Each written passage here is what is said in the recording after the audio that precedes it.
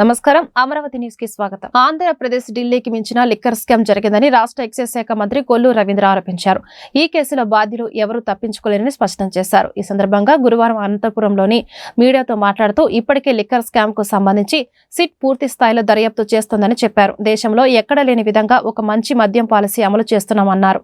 గత వైసీపీ పాలనలో 1,00,000 కోట్లు నాన్ డిజిటల్ పేమెంట్స్ జరిగాయని, ఇప్పుడు 52% డిజిటల్ పేమెంట్స్ ఉన్నాయని చెప్పారు. ఏపీ బార్డర్స్ లో మద్యం విక్రయాలు బాగా పెరిగాయన్నారు. దీనివలన రాష్ట్రానికి ఆదాయం భారీగా పెరిగిందని మంత్రి తెలిపారు.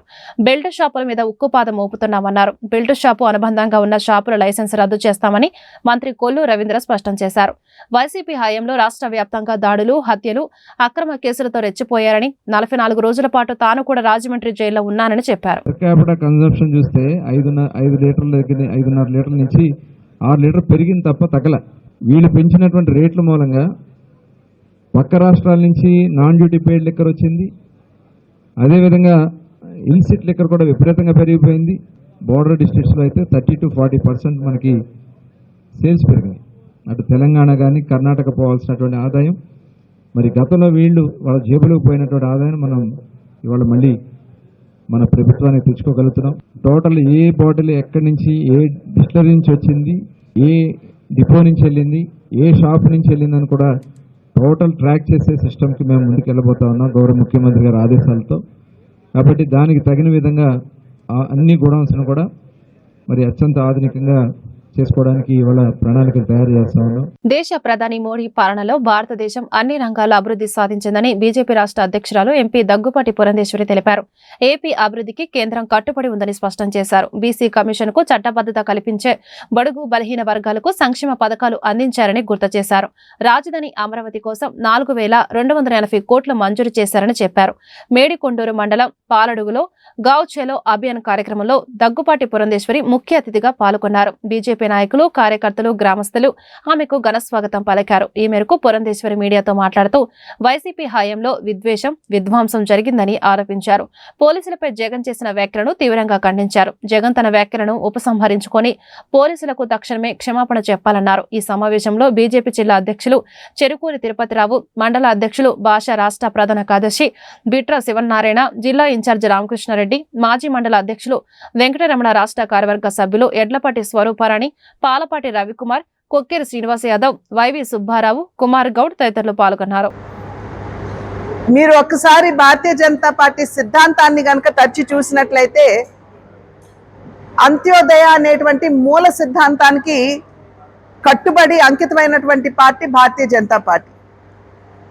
అంత్యోదయ అంటే సమాజంలో ఉన్నటువంటి అన్ని వర్గాల వారికి కూడా నిజమైనటువంటి సంక్షేమాన్ని అందిస్తూ వారిని అభివృద్ధి పదంలో నడిపిస్తూ తద్వారా భారతదేశ సర్వతోముఖాభివృద్ధిని సాధించాలి అనేటువంటి లక్ష్యం. నరేంద్ర మోడీ గారు 2014 దేశ పగ్గాలు చేపట్టిన నాటి నుండి నేటి వరకు కూడా, అంటే ఈ 11 సంవత్సరాలు కూడా ఎవరైనా సరే వారి నాయకత్వంలో ఉన్నటువంటి కేంద్ర ప్రభుత్వం ప్రవేశపెట్టినటువంటి పథకాలని కనుక చూసినట్లయితే ప్రతి ఒక్కటి కూడా దేశంలో ఉన్నటువంటి పేదవాడు, వెనుకబడిన కులాలకి చెందినటువంటి వారు, నిమ్న కులాల్లో ఉన్నటువంటి వారి యొక్క సంక్షేమాన్ని, అభివృద్ధిని ఆకాంక్షిస్తూ ప్రవేశపెట్టినవని చెప్పి మనందరికీ కూడా అర్థమయ్యేటువంటి విషయం. దేశాన్ని పట్టిపీడిస్తున్నటువంటి అనేక రుగ్మతులకి ఇవాళ నరేంద్ర మోడీ గారు ప్రధాని అయిన నాటి నుండి వాటన్నిటికీ కూడా పరిష్కారాలు అందిస్తున్నారు. ఒకానొక సందర్భంలో ఇందిరాగాంధీ గారు ప్రధానిగా ఉన్నప్పుడు గరీబీ హటావో అనేటువంటి నినాదం ఇచ్చారు. ఒకరు దయతోటి వేసుకోలేదండి. పోలీసు ఎవరైతే ఐపీఎస్ అవుతారో వారు చాలా కష్టతరమైనటువంటి పరీక్షలు రాసి వాటిని ఆ పరీక్షల్లో ఉత్తీర్ణులై వారు పోలీస్ సేవలోకి రావడం జరుగుతుంది. సాధారణంగా మనం ఏమంటాం, పోలీసుని 4వ సింహం అంటాం. ఇప్పుడు రాష్ట్రంలో లా అండ్ ఆర్డర్ని కాపాడటానికి వారి ప్రాణాన్ని సైతం వారు పణంగా పెడుతూ ఉంటారు. అటువంటి పోలీస్ వ్యవస్థని కించపరుస్తూ, అవమానపరుస్తూ ఆయన మాట్లాడడం అనేది ఇది ప్రతి ఒక్కరూ కూడా ఖండించవలసినటువంటి విషయం. ప్రతి ఒక్కరూ కూడా ఖండిస్తున్నారు. అందులోనూ అక్కడ అన్నమయ్య జిల్లాలో అక్కడ ఉన్నటువంటి ఎస్పీ ఎవరండి? మహిళ. కనీసం ఆ ఆలోచన కూడా లేకుండా బట్టలు ఊడదీసి కొడతాము అని చెప్పటం ఇది ఎవరు కూడా సహించరు. ఇవాళ 5,000 మంది మహిళలు పోలీస్ వ్యవస్థలో ఉన్నారండి. ఇది కేవలం మహిళల్ని కాదు, అసలు పోలీస్ వ్యవస్థనే కించపరిచారు. కనుక ఆయన ఖచ్చితంగా పోలీస్ వ్యవస్థ క్షమాపణ చెప్పాలి. వివిఐటి యూనివర్సిటీకి సంబంధించిన బ్రోచర్ ను ఆవిష్కరించిన వివిఐటి చైర్మన్ వాసిరెడ్డి విద్యాసాగర్ అనంతరమైన మీడియాతో మాట్లాడుతూ వివిఐటి కాలేజీ ప్రస్తుతం ఇంటర్నేషనల్ యూనివర్సిటీ అయిందన్నారు.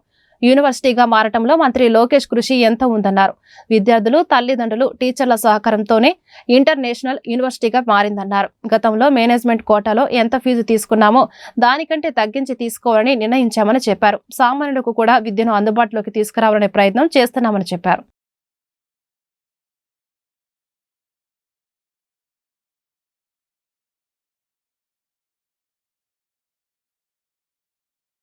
దానికి మీ అందరికీ, మన పిల్లలకి, పేరెంట్స్కి, మీ అందరికీ, ఆ పైన ఉన్నవాడికి అందరికీ కృతజ్ఞతలు చెప్పుకుంటా. ఈ చెప్పుకునే దాంట్లో ఒకరు గట్టిగా చెప్పుకోకపోతే మేము తప్పు చేసినట్టు ఉంటుందాము. అదేంటంటే లోకేష్ గారు అంటే స్పీడ్ ఆఫ్ డూయింగ్ బిజినెస్ అంటున్నారు, కానీ ఆ స్పీడ్ ఆఫ్ డూయింగ్ బిజినెస్ అనేది మేము ప్రత్యక్షంగా చూసాం. ఒకసారి మేము అప్లికేషన్ పెడదామనేసి ఆయనకి అపాయింట్మెంట్ అడిగాము. అపాయింట్మెంట్ అడిగితే ఒకసారి పిలిచారు. పిలిచిన తర్వాత ఫస్ట్ అడిగారు ఏంటంటే ఇలా యూనివర్సిటీ అవుదాం అనుకుంటున్నాను, అన్నీ ఉన్నాయి కదా అన్నారు. రూల్ ప్రకారం అన్నీ ఉన్నాయి కదా అంటే అన్నీ ఉన్నాయి అని చెప్పాము. అలా అయితే ఇమీడియట్ చేసేద్దామని అన్నారు. మనకు అంత ఇమీడియట్ చేసేద్దాం అనేది అంత రెస్పాన్స్ రావడం ముందు అర్థం కాలేదు. సరే ఇంకా నెక్స్ట్ మాట్లాడటానికి ఇంకా ఏమీ లేక మనం అంతటితో క్లోజ్ చేసి వచ్చాము. తర్వాత చూస్తే ఓఎస్డీ గారు ఫోన్ చేసి అది ఫైల్ పెట్టేయమన్నారండి, ఇమీడియట్ చేయమన్నారు, త్వరగా మీరు డిపిఆర్ చేయండి. వాళ్ళే ఎంటపడి మొత్తం అయ్యేదాకా ప్రాసెస్ 2 monthsలో అవగొట్టారన్నమాట. సో ఆయన ఒక్కరికి మాత్రం థ్యాంక్స్ చెప్పాలి తప్పకుండా. ఇంక ఇది కాకుండా మేము చెప్పేది ఏంటంటే చివరి మా పిల్లలు, మా టీచర్సు, మా పేరెంట్సు వీళ్ళందరి పుణ్యమే ఇంత దూరం వచ్చాము. మేము మళ్ళీ వాళ్ళ సహకారంతో ఇంకా ముందుకెళ్తామని కోరుకుంటున్నాం. మేము బ్యాక్ టు బేసిక్స్ అన్నట్టు మొదలైనప్పుడు అబ్సల్యూట్ డిసిప్లిన్, అబ్సల్యూట్ ఎడ్యుకేషన్ అని మొదలుపెట్టాం. మళ్ళీ ఇప్పుడు అదే స్లోగన్తో యూనివర్సిటీ అయిన తర్వాత ఎక్కువ మాట్లాడుకునేది కొంచెం ఏమన్నా పిల్లలు దారి తప్పుతారో అని భయం ఉంది పేరెంట్స్కి యూనివర్సిటీల్లో. ఆ ఒక్కటి లేకుండా డిసిప్లిన్ తోటి కాలేజీ నడుపుదామని, మిగతా అన్నీ ఎలాగుంటాయి కానీ పిల్లలు దారిలో ఉంటే అన్నీ బాగానే ఉంటాయని మా నమ్మకం. సో ఆ బేసిక్ డిసిప్లిన్ తోటి కాలేజీ నడుపుతామని, మీ అందరి సహకారంతో ముందుకెళ్తామని. Thank you. అభివృద్ధి పరంగా గుంటూరు తూర్పు నియోజకవర్గాన్ని మోడల్ నియోజకవర్గంగా తీర్చిదిద్దుతామని ఎమ్మెల్యే మహమ్మద్ నజీర్ తెలిపారు. ప్రజా సమస్యలు పరిష్కరించడంలో రాజీ పడబోమని స్పష్టం చేశారు.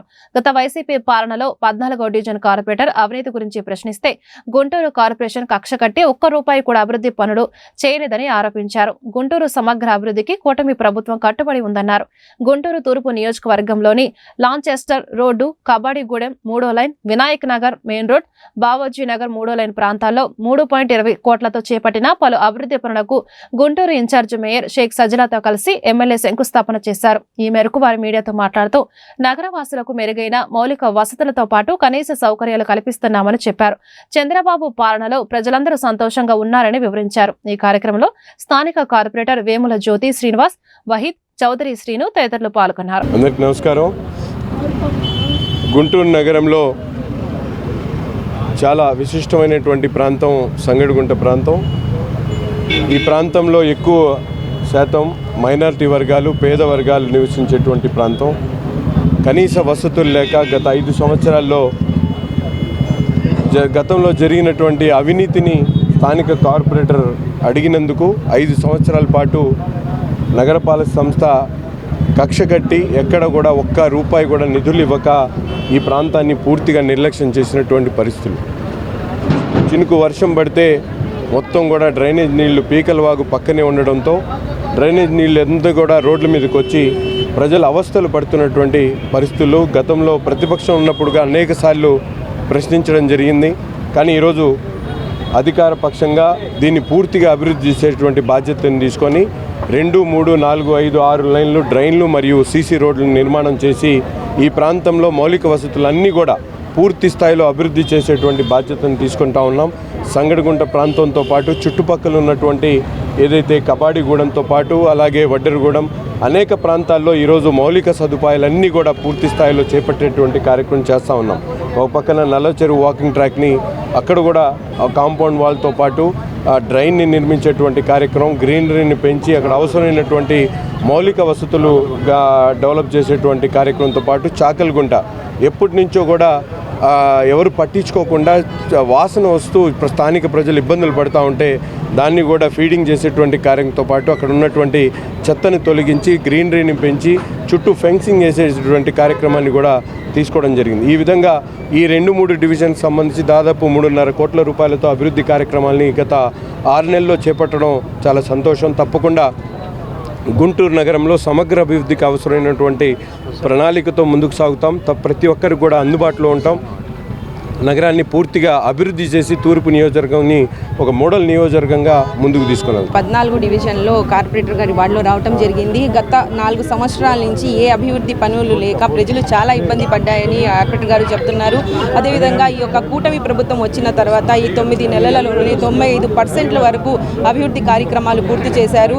ప్రతి ఒక్కటి కూడా అంటే ప్రజలకి సమస్య రాకూడదు అని ఒక మంచి ఉద్దేశంతో ప్రతి ఒక్క సీసీ రోడ్ కానివ్వండి, డ్రైన్స్ కానివ్వండి వేయటం జరిగింది. ఈ యొక్క వార్డులో 1.5 లక్షల కోట్లతో డ్రైన్స్, సీసీ రోడ్స్ అని వేయటం కూడా జరుగుతుంది. కాబట్టి ఈ యొక్క కూటమి ప్రభుత్వంలో అభివృద్ధి అంటేనే ఒక మారు పేరుగా నిలిచిన ఈ కూటమి ప్రభుత్వం అని ప్రజలందరూ కూడా చెప్పుకుంటున్నారు. అదేవిధంగా ఇటు సంక్షేమం ఇటు డెవలప్మెంట్ దశగా మేము దూసుకుపోతామని ఈ యొక్క కూటమి ప్రభుత్వానికి మంచి పేరు వస్తుందని ప్రజలు అందరూ అభిమానిస్తున్నారు. నా పేరు జ్యోతి పద్మజ, 14వ వార్డు కార్పొరేటర్ని. గత 4 ఏళ్లుగా 14వ వార్డులో ఎటువంటి అభివృద్ధి పనులు జరగక ప్రజలు ఎన్నో ఇబ్బందులకు గురి అయ్యారు. అలాగే ఎంతో మానసిక క్షోభకి గురి అయ్యాము. కానీ ఇప్పుడు ఈ కూటమి ప్రభుత్వం వచ్చిన తర్వాత అభివృద్ధి పనులు చకచకా సాగుతున్నాయి. ఇప్పుడు నల్ల చెరువు వాకింగ్ ట్రాక్కి పోయిన నెల శంకుస్థాపన జరిగింది. పనులు చక్కగా జరుగుతున్నాయి. అలాగే ఇప్పుడు కబాడిగూడెంలో ఒక్క అభివృద్ధి పని కూడా జరగలేదు. కానీ ఇప్పుడు మా ఎమ్మెల్యే గారి ఆధ్వర్యంలో కృషితో ఇప్పుడు అభివృద్ధి పనులు స్టార్ట్ అయినాయి. నేను ఈ కూటమి ప్రభుత్వానికి ఎంతో కృతజ్ఞతగా ఉంటాను. జై తెలుగుదేశం, జై టీడీపీ. కూటమి పాలనలో రాష్ట్రంలో రెడ్ బుక్ రాజ్యాంగంతో దారుణమైన పరిస్థితులు నెలకొన్నాయని వైఎస్ జగన్ అన్నారు. ప్రశ్నించే స్వరం ఉండకూడదనే భయానక వాతావరణం సృష్టిస్తున్నారని ధ్వజమెత్తారు. అయితే ప్రతి చర్యకు ప్రతిచర్య తప్పక ఉంటుందని హెచ్చరికలు జారీ చేశారు ఆయన. గురువారం ఉమ్మడి కర్నూలు జిల్లా నేతలతో జరిగిన సమావేశంలో వైఎస్ జగన్ కీలక వ్యాఖ్యలు చేశారు. నేను ఒకటి చెప్తా ఉన్నా. వైఎస్ఆర్ కాంగ్రెస్ పార్టీకి మొట్టమొదట బీజం ఎక్కడ పడింది అని అంటే కర్నూలు జిల్లా నల్ల కాలువలోనే పడింది.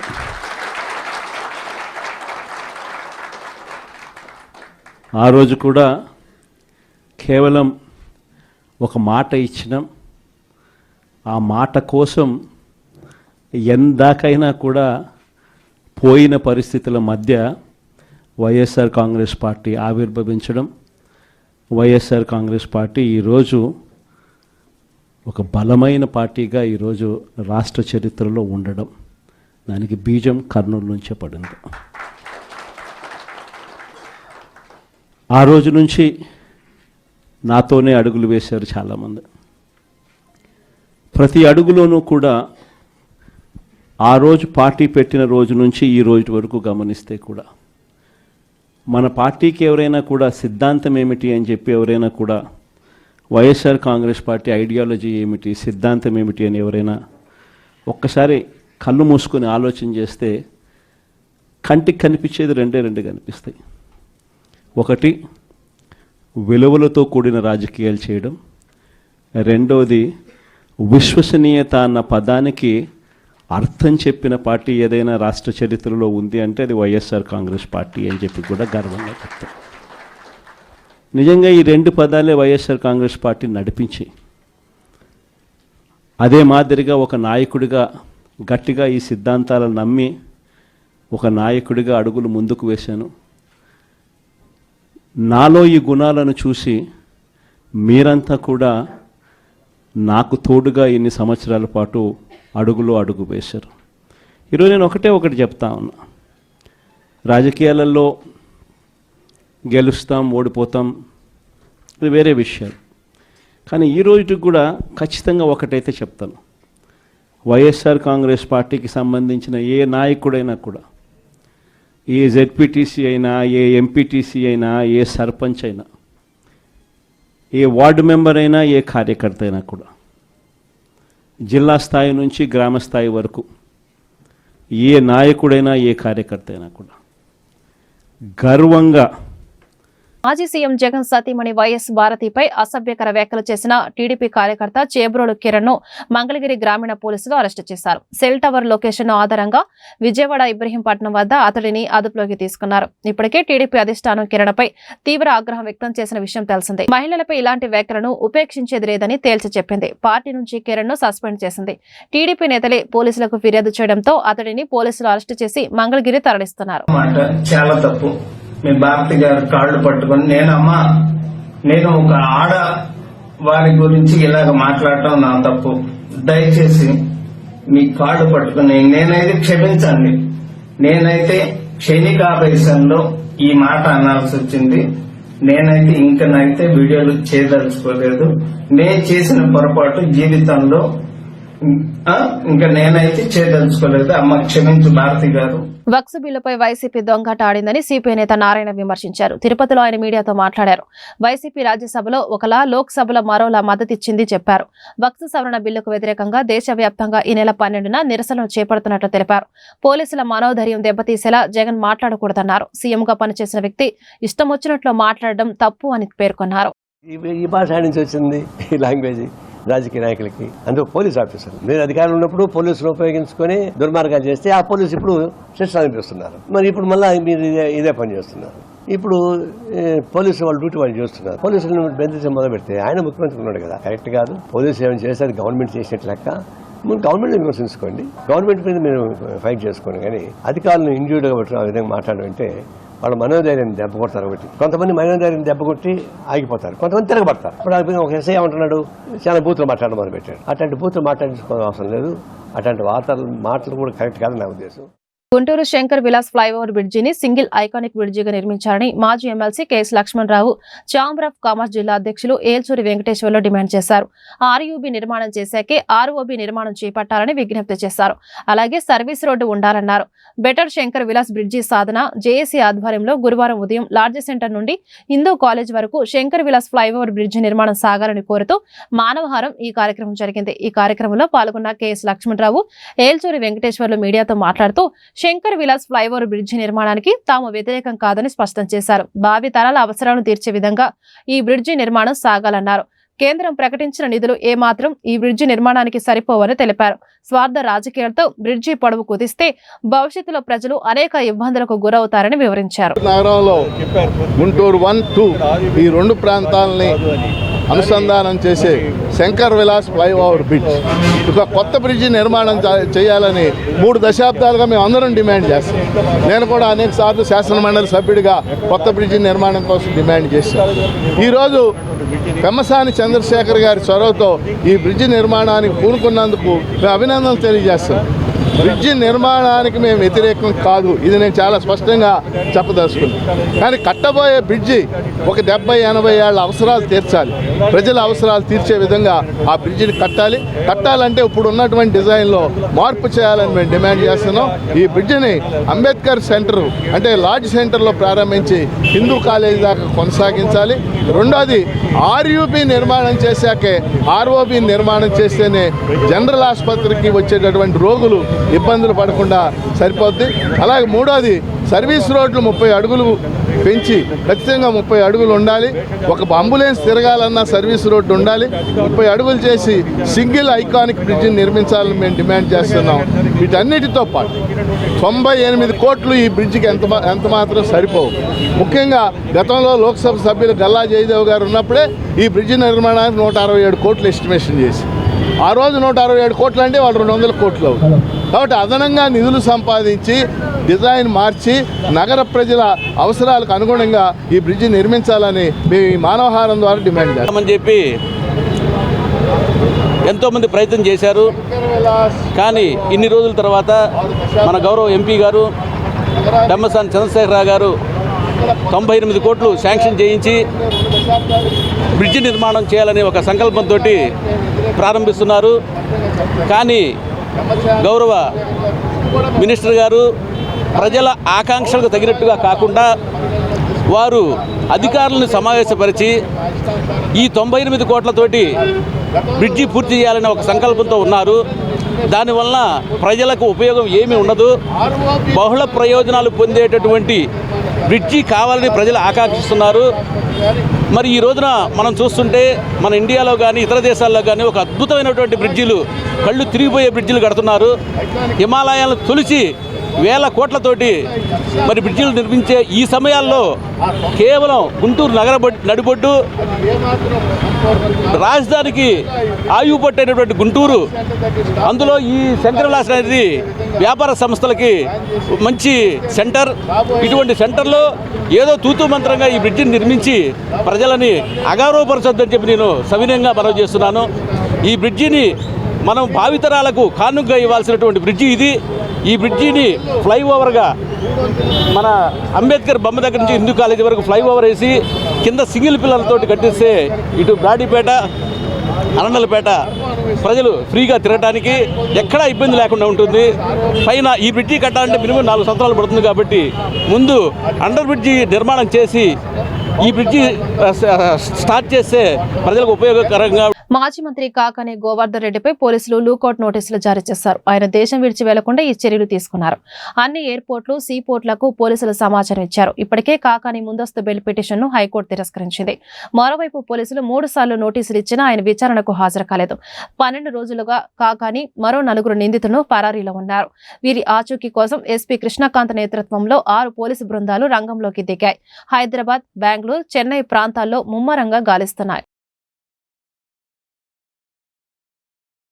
విజయభాస్కర్ ట్రేడర్స్ యజమానులు గోపు శ్రీనివాసరెడ్డి, కిషోర్ రెడ్డిలు తమ వద్ద మిర్చి కొనుగోలు చేసి డబ్బులు ఇవ్వడం లేదని అచ్చంపేట మండలం గ్రంథసిరి రైతులు ఆరోపించారు. 15 మంది రైతుల నుంచి 65 లక్షల మిర్చి కొనుగోలు చేశారని చెప్పారు. ఏడాది నుంచి డబ్బులు అడిగితే మాయమాటలు చెబుతున్నారని వాపోయారు. డబ్బుల కోసం వెళితే మాపై దాడి చేశారని పేర్కొన్నారు. ఈ విషయంపై డీఆర్ఓకి రైతులు వినతి పత్రాన్ని అందజేశారు. అనంతరం వారు మీడియాతో మాట్లాడుతూ కేంద్ర మంత్రి పెమ్మసాని చంద్రశేఖర్ చెప్పిన కొంతమంది అధికారులు సహకరించడం లేదని ఆరోపించారు. దీనిపై మిర్చి అడ్డ అధికారులు పోలీసులకు ఫిర్యాదు చేసినా న్యాయం జరగలేదన్నారు. వైసీపీ నేతలు నిందితులకు అండగా ఉంటూ రైతులకు అన్యాయం చేస్తున్నారని మండిపడ్డారు. మాకు రైతులు, గంధసేరి గ్రామ రైతులు అండి, మిర్చి పండించే రైతులు అండి. మేము మిర్చి అమ్ముకుంటా జీవనం గడిపే రైతులు. మాకు పోయిన సంవత్సరం 2024లో మిర్చి అమ్ముకొని మిర్చి గోపిరెడ్డి శ్రీనివాసరెడ్డి, సంగిలి కిషోర్ రెడ్డి అనే కమిషన్ ఏజెంట్ విజయభాస్కర్ రెడ్డి మిర్చి కాయలు అమ్మేయండి. మిర్చి కమిషన్ డబ్బులు మాకు రావాల్సిన డబ్బులు అప్పటి నుంచి ఇప్పటికి ఇవ్వకుండా మమ్మల్ని రోజు తిప్పిస్తా, మమ్మల్ని కొట్టడం చేయడం, డబ్బులని అడిగితే మొత్తం ఏది కావాలంటే అది ఆ కొట్టుకు కమిషన్ డబ్బులు కొట్టుకు అడిగిపోతే మమ్మల్ని కొట్టించి ఏది పడితే అది డబ్బులు నా కొడకలారు ఏం చేసుకుంటారో చేసుకోండి అని నానా దురుసులాడి ఈ 5-6 నెలల నుంచి మమ్మల్ని కొట్టు చుట్టూ తిప్పించి వాళ్ళ వ్యాపారం వాళ్ళు చేసుకుంటా వాళ్ళని మమ్మల్ని లెక్క చేయకుండా ఈ వంతున ఎవరికాడికి పోయినా న్యాయం చేయట్లేదు చంద్రబాబు గారు.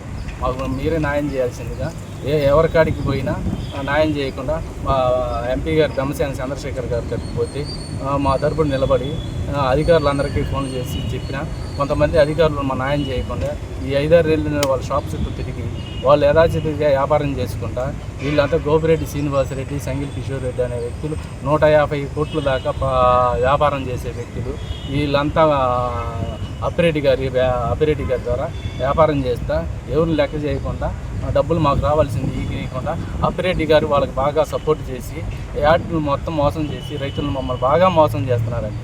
బాగా మోసం చేసి మాకు రావాల్సిన డబ్బులు ఇవ్వకుండా అప్పిరెడ్డి గారు మమ్మల్ని మొత్తం వాళ్ళ చేత కొట్టేయడం, ఇట్లా ఎవరికాడికి పోయినా కూడా న్యాయం జరగకుండా అధికారులను కూడా ఆపడం జరుగుతుందండి. బ్రహ్మసేని చంద్రశేఖర్ గారు, గుంటూరు ఎంపీ బ్రహ్మసేని చంద్రశేఖర్ గారు అధికారులు మా తరపున నిలబడి అధికారులకి మాకు అందరికీ చెప్పి సపోర్ట్గా ఈ 2-3 నెలల నుంచి తిరుగుతుంటే బ్రహ్మసేని చంద్రశేఖర్ గారికి కూడా లెక్క చేయకుండా కొంతమంది అధికారులు యాడ్లో యాడ్లో ఉద్యోగస్తులు వాళ్ళు కూడా కొంతమంది సహకరిస్తున్నారు, కొంతమంది సహకరించండి.